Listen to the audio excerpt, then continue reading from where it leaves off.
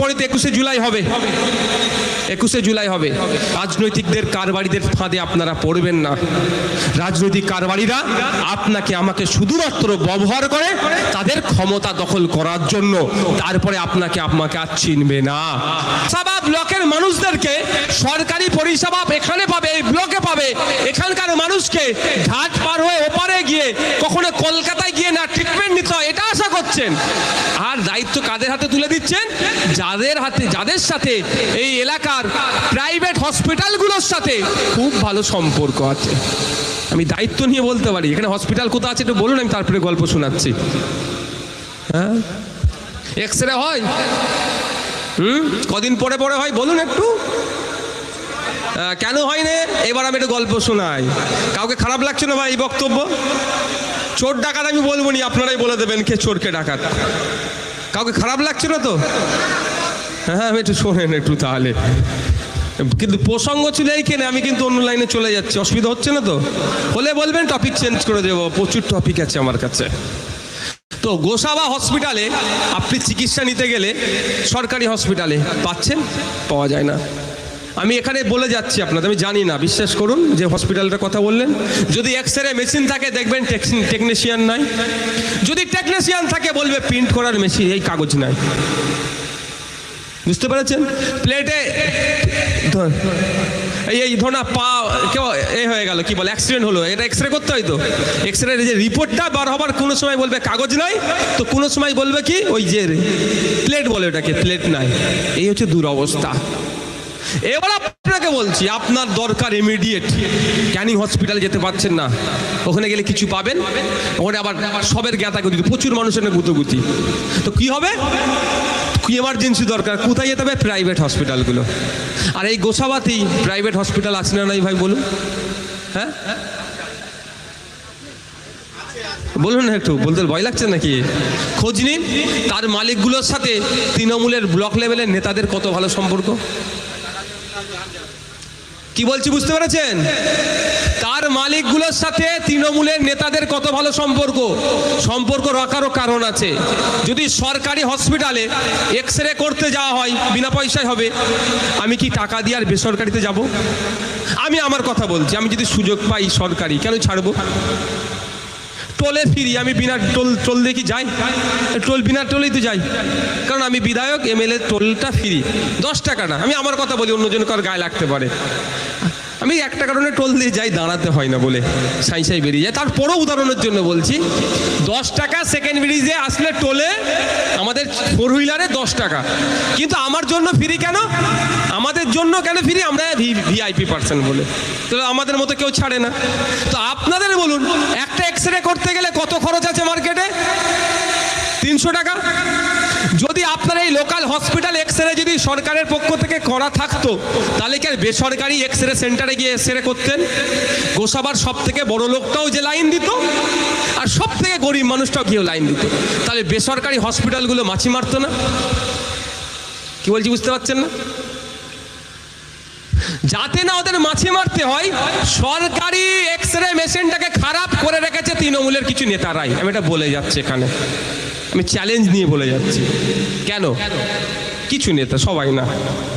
কারণ ওদেরকে একটা মাসোহারা দেওয়া হয় যে মাসে বন্ধু তুমি এটা আমার রাখো, তুমি সরকারের হসপিটালটা না পরিষেবা ঠিকঠাক হয়, ওখানে পরিষেবা ঠিক হলে আমাকে মাছি মারতে হবে, বরঞ্চ ওইখানটা কুকুর গরু ছাগল থাকার খোয়ার বানিয়ে দাও, ওখানে মানুষ যাবে না, এমার্জেন্সিতে আমার কাছে আসবে, তার জন্য মাসে মাসে তোমাকে আমি একটা টাকা পার্সেন্টেজ দেব। বুঝতে পারছেন? আর সেই নেতার কথাই আপনি অমুকের বাড়ি ভাঙচুর করতে যাচ্ছেন, তমুকের বাড়ি ভাঙচুর করতে যাচ্ছেন। সেই নেতাই কথাই, নেতার ট্যাপে পড়ে আপনি সকালবেলা যাকে জ্যাঠা বলে ডাকলেন, সকালবেলা যাকে কাকা বলে ডাকলেন, নেতার কথা শুনে সন্ধ্যাবেলা তার বাড়ি ভাঙতে যাচ্ছেন। এটা আমাদেরকে একটু ভাবতে হবে। আর এখন তো সব মানে ধর্মভিত্তিক দল বেরিয়ে গেছে, এখন হিন্দু হিন্দু ভাই ভাই বলছে, জানি না কালকে আবার কেউ বলতে পারে মুসলমান মুসলমান ভাই ভাই। সবই ধান্দাবাজি, আমি বলে দিলাম।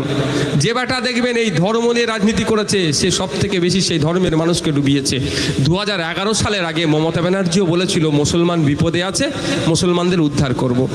গোসাবার মানুষেরা বুকে হাত দিয়ে বলুন, এখানে তো এটা বাজার, তো আমার মাইকের আওয়াজ গেলে আমি যদি ভুল বলি কেউ এসে বলবে যে না ভাইজান বা বিধায়ক সাহেব, আমাদের এলাকায় একটা স্কুল হয়েছে 2011 সালের পর থেকে গোসাবাতে নতুন একটা স্কুল হয়েছে, হাত তুলে বলুন তো কারো বুতে হয়েছে ভাই?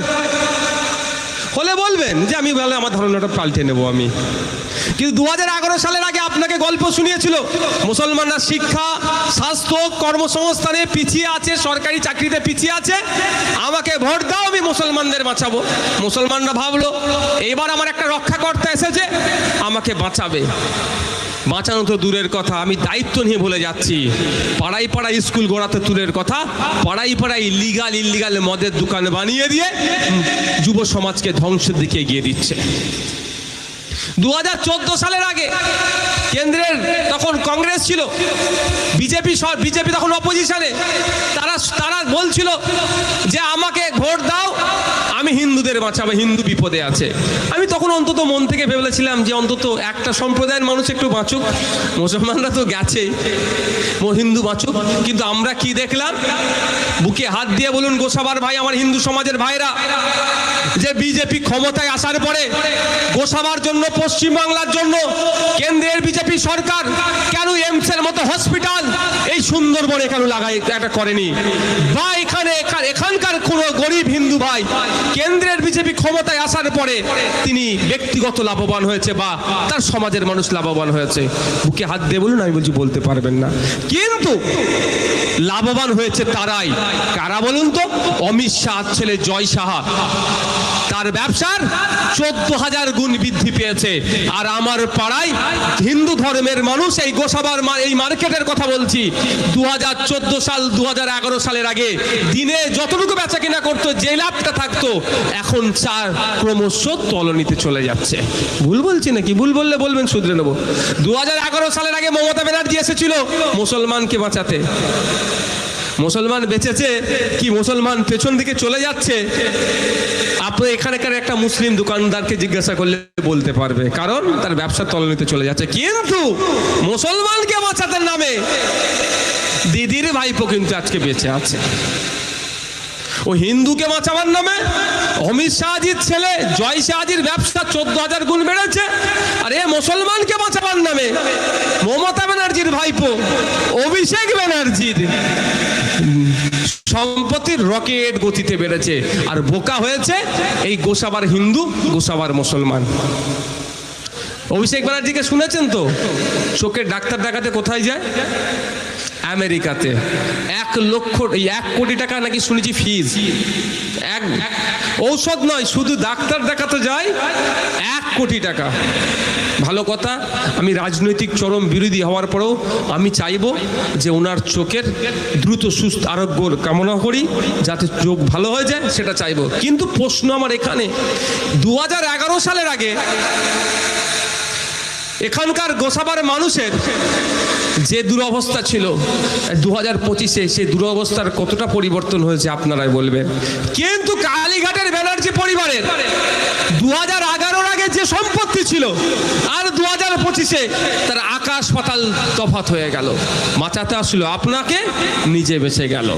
আর ওদিকে দিল্লিতে মসনাদে বসে বাঁচাতে আসলো আপনাকে, আর বাঁচলো নিজের ভাইপোকে।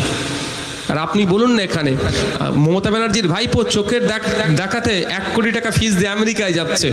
আপনাদের এখানে অনেকে আছে 3 থেকে 4 বা ম্যাক্সিমাম 5,000 টাকার জন্য চোখের ছানি অপারেশন করতে পারছেন না। অনেক আছে ভাই। যদিও এখন একটা প্রকল্প বেরিয়েছে, আপনাদের জানিয়ে দিই ভাই, আমি মানে গঠনমূলক বিরোধিতা করার পক্ষে।